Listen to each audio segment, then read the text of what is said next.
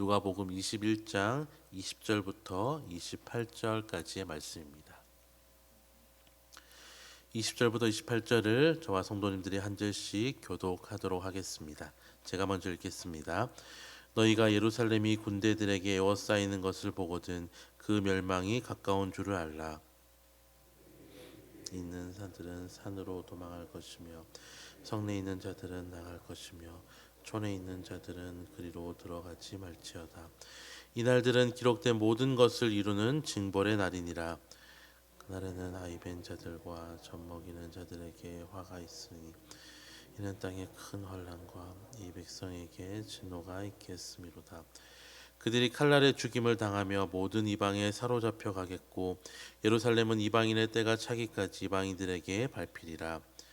1월 성신에는 징조가 있겠고 땅에서는 민족들이 바다와 파도의 성난 소리로 인하여 혼란한 중에 곤고하리라. 사람들이 세상에 임할 일을 생각하고 무서워함으로 기절하리니 이는 하늘의 권능들이 흔들리겠음이라. 인자가 구름을 타고 능력과 큰 영광으로 오는 것을 함께 읽겠습니다. 이런 일이 되기를 시작하거든 일어나 머리를 들라 너희 속량이 가까워느니라 하시더라. 아멘.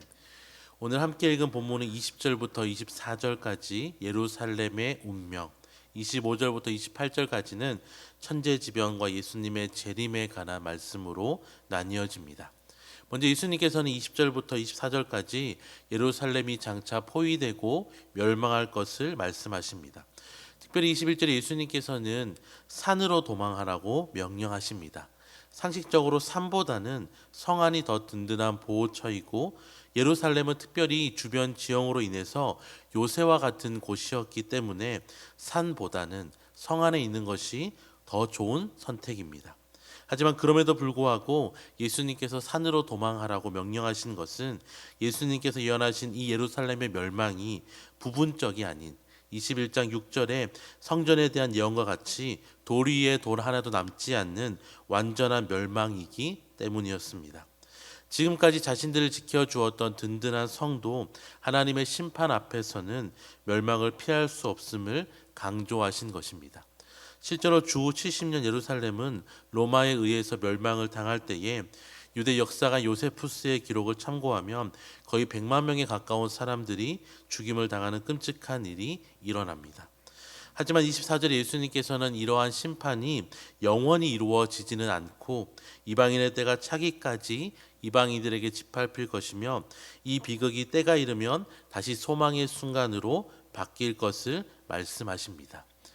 25절부터 28절까지는 마지막 때에 온 세상에 나타날 징조를 말씀하십니다. 단순히 이 징조는 예루살렘과 같은 지역적인 재앙으로 끝나지 않고 온 세계가 이 징조를 경험하게 될 것을 말씀하십니다. 사람들은 땅에서 일어나는 현상으로 고통하고 두려워하고 기절할 것이며 온 우주의 대격변을 경험하게 될 것입니다.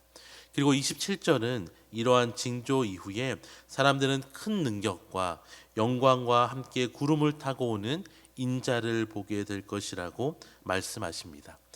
예수님께서 처음 이 세상에 오실 때에는 말구유의 낮아진 모습으로 오셨지만 다시 이 땅에 재림하실 때에는 권능과 영광 가운데 나타나실 것입니다. 그리고 28절에 예수님께서는 이러한 징조가 나타날 때에 고개를 들라고 말씀하십니다. 왜 고개를 들라고 하셨을까요? 이 말씀은 마지막 징조로 인하여서 세상 사람들은 눈앞에 벌어진 징조로 인하여서 두려워하고 떨지만 제자들은 이러한 징조가 멸망의 징조가 아니라 예수님께서 영광 중에 이 땅에 오셔서 모든 것을 심판하시고 자신의 백성을 구원하실 징조이기에 눈앞의 징조를 바라보지 말고 고개를 들어서 권능과 영광 중에 재림하실 예수님을 바라보라고 말씀하신 것입니다. 그렇게 마지막 때의 징조는 세상 사람들에게는 두려움과 절망과 고통의 시간이지만 제자들에게는 속량의 시간, 소망의 시간이 될 것을 예수님은 말씀하십니다. 사랑하는 성도 여러분, 예수님의 예루살렘에 대한 예언이 주후 70년경에 실제로 이루어진 것처럼 온 세상을 향한 마지막 때의 징조도 분명히 우리 가운데 일어날 징조입니다. 그때가 언제인지는 모르지만 마지막 때 이러한 징조로 인하여서 전 세계가 두려움과 공포의 시간들이 찾아오게 될 것은 단순한 비유가 아니라 분명한 사실입니다. 하지만 마지막 징조가 분명히 다가올 사실인 것처럼 예수님께서 권능과 영광으로 다시 재림하실 것도 분명한 사실입니다. 그래서 초대교회 성도들은 서로 인사할 때마다 마라나타라고 인사하였습니다. 마라나타라는 뜻은 주 예수여 어서 오시옵소서라는 뜻입니다. 초대교회 성도들은 비록 그들의 삶이 핍박과 환난으로 가득했지만 다시 오실 예수님을 기다리며 그들은 그들의 고개를 들어 예수님을 향한 소망으로 이 땅 가운데 살아갔던 것입니다. 올해를 살아가는 우리 또한 이 마라나타의 소망을 가져야 합니다. 마지막 때가 될수록 유혹과 환난과 두려운 일들이 도처에서 일어났지만 그럴수록 우리는 우리의 고개를 들어 다시 오실 예수님을 바라보아야 할 것입니다. 예수님께서 우리를 붙드시고 세상 끝날까지 함께해 주실 것입니다. 이 아침에 기도할 때에 오늘 하루도 우리를 붙들어 달라고 기도하시고 마지막 때를 살아가는 우리 모든 성도들이 공포가 아닌 소망으로 이 마지막 때를 살아가게 해달라고 기도하시는 저와 성도님들이 되시기를 주님의 이름으로 축원합니다. 기도하겠습니다. 다시 오실 예수님, 오늘도 우리와 함께하여 주시니 감사합니다. 세상은 갈수록 악해져 가지만 마지막 때에 우리를 속량하실 예수 그리스도를 바라보는 믿음을 잃지 않게 하여 주시옵소서.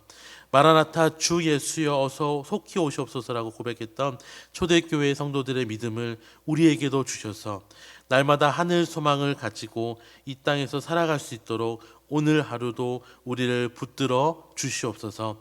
감사드리며 예수님의 이름으로 기도드립니다. 아멘.